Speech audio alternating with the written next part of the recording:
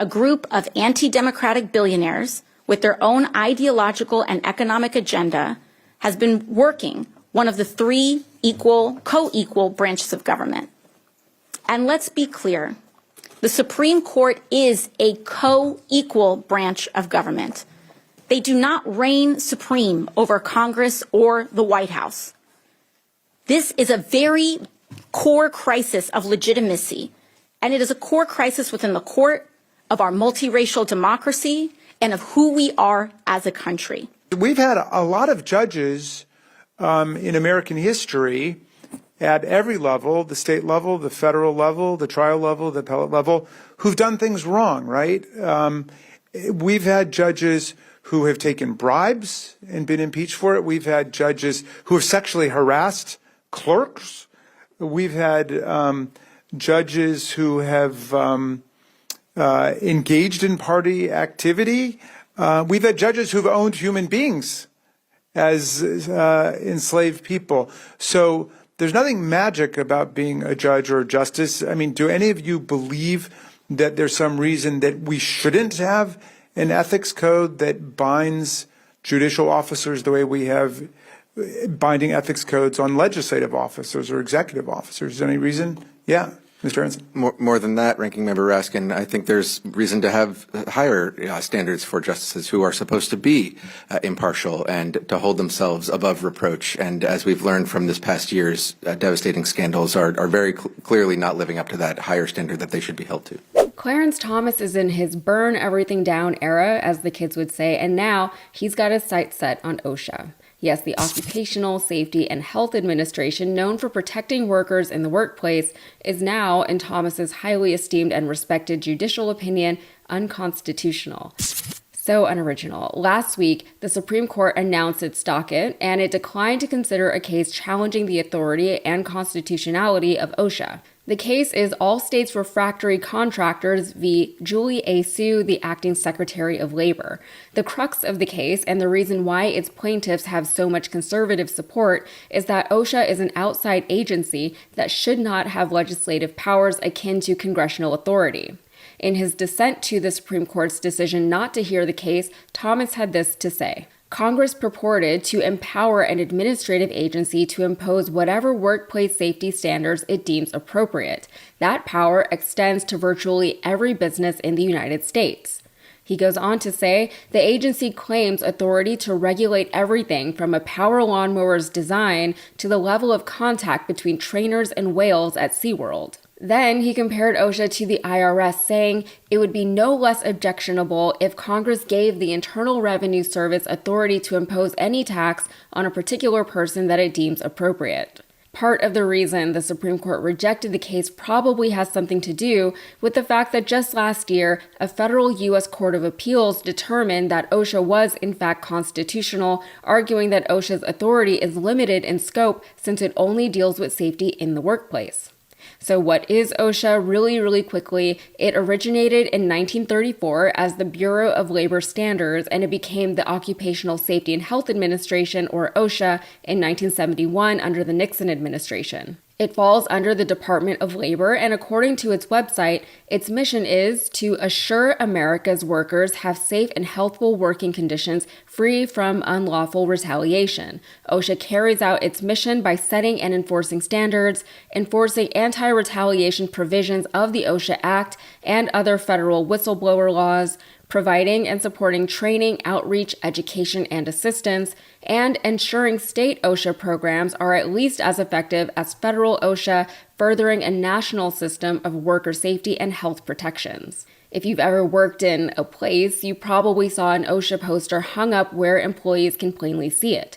Just an example of the work they do, they are currently working to implement heat safety standards for workers. Currently, only 5 states in the entire United States have workplace rules regarding heat exposure. Those states are Washington, Oregon, California, Colorado, and Minnesota. Quite a few northern states. Notably missing from that very small list was every southern state in the country apart from California.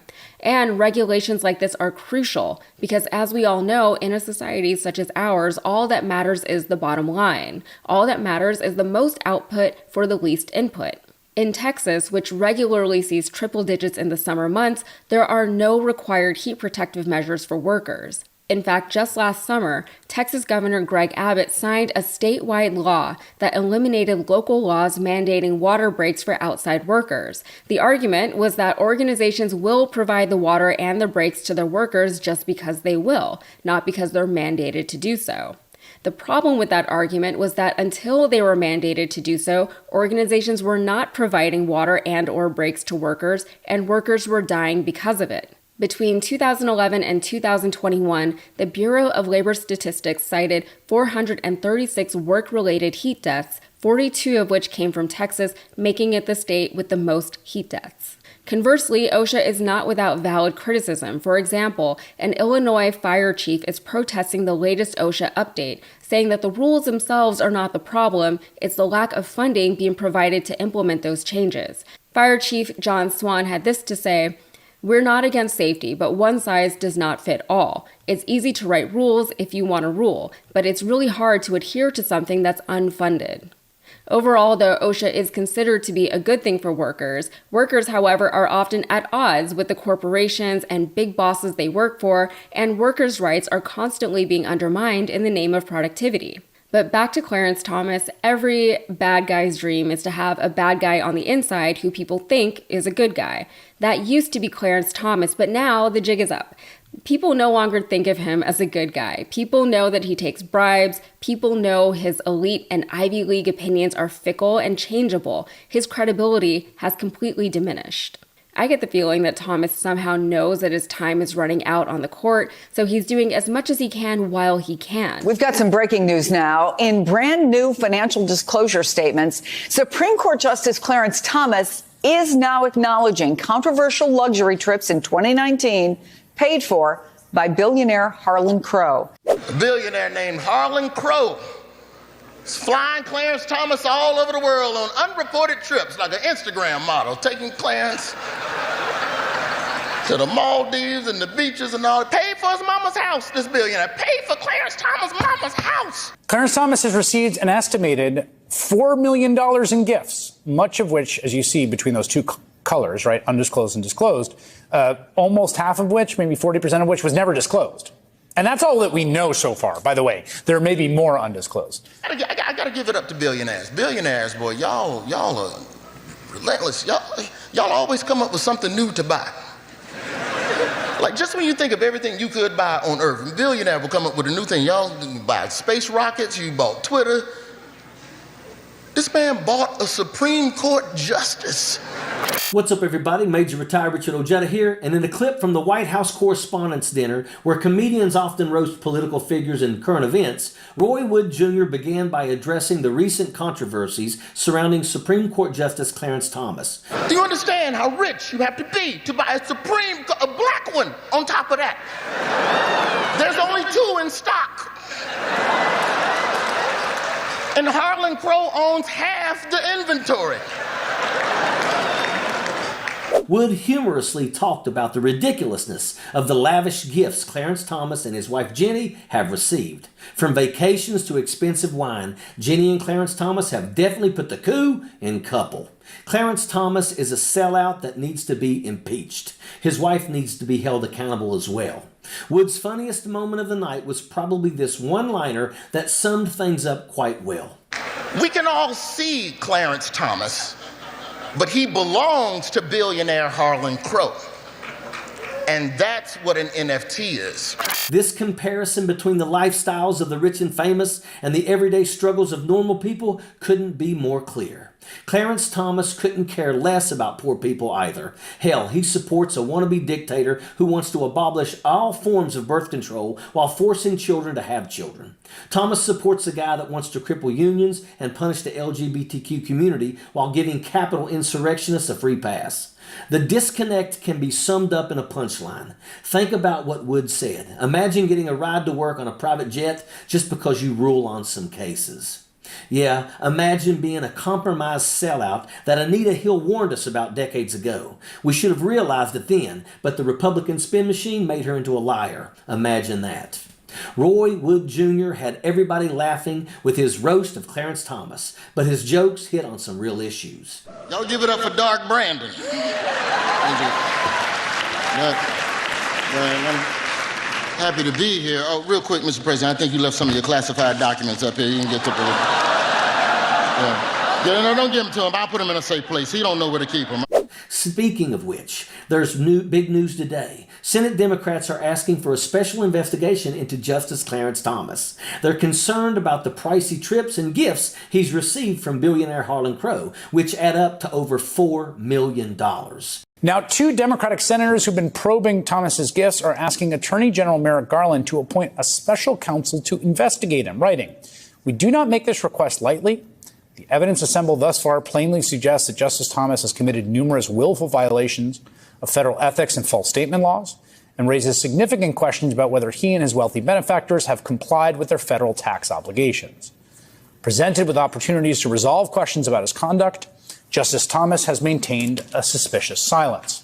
This raises serious ethics concerns about whether it's appropriate for a Supreme Court justice to accept such lavish gifts. We all know it's not. So why is Clarence Thomas getting away with it? To give you some background, Clarence Thomas has confirmed that Harlan Crow paid for luxurious trips in 2019. These aren't your typical holiday getaways either, folks. Think private jets and Fantasy Island. And it's not just 1 or 2 gifts. We're talking about gifts valued at more than $4 million.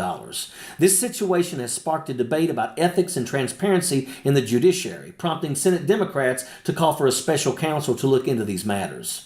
It's a significant development that could have major implications for the credibility and accountability of our judicial system. So when these judges won't answer questions about what they knew about their wife's role in insurrection activities, or when they make false statements about what was the justification for flying MAGA battle flags, there's no accountability to the truth.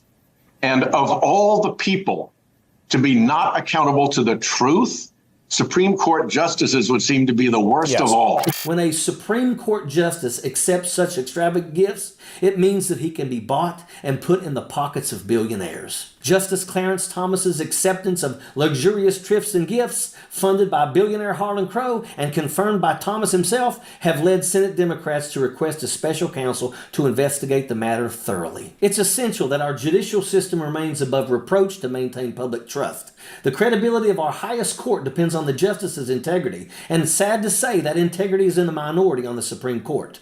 Corrupt justices help elect corrupt presidents and push dangerous agendas like Project 2025. Think about this. The Heritage Foundation, which is pushing this dictatorship manifesto, wants to abolish the National Oceanic Atmospheric Administration during what's predicted to be a strong hurricane season. The stakes are high. As Kevin Roberts, head of the Heritage Foundation and architect of Project 2025, has stated, we are in the process of the Second American Revolution, which will remain bloodless if the left allows it. What kind of traitorous nonsense is this? These individuals claim to support and defend the Constitution, but in reality they're racists, Nazis, homophobes, and religious zealots who cannot be allowed to regain power on any platform. As Joy Reid aptly pointed out, we need to support candidates who are against Project 2025. From the top to the bottom, from school boards to governors, we cannot let supporters of this horrific agenda take hold in our country.